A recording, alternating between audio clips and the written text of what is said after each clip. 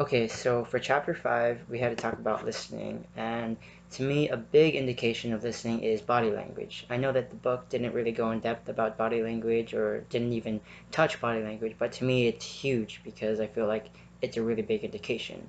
So, what I feel is that a person should be looking straight at you, face to face, completely parallel to your body, which is like a really good indication that they're listening to you. Another thing is maybe if they're positioned a little off to the side, that's not a good sign. It's possibly meaning that they're listening, but they're also doing something else. They're not completely giving you their undivided attention. Another indication of body language would probably be leaning in. I feel like leaning in indicates that they really care about what you have to say, so they're leaning in so they can hear more about what you have to say, and they think it's important.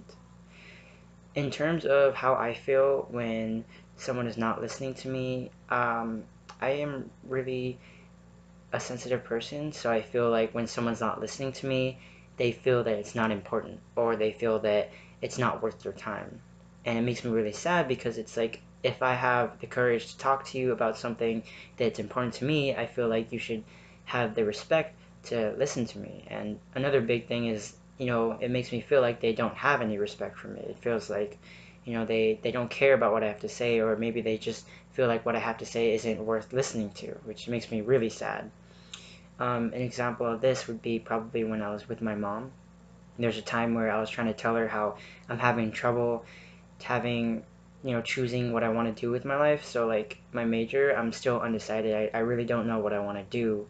And I could tell that she wasn't listening because she was also trying to, do the dishes, which probably wasn't the best time to do the conversation, but I felt like I had to just let it out because it was really bothering me.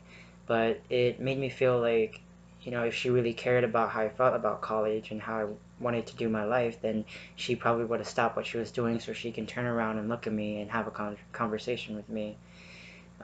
The way that she acted or her body language made me feel like it's hard, and sometimes it affects the way that I want to talk to her, and it makes me choose and pick what times I should talk to her, and it really affects that.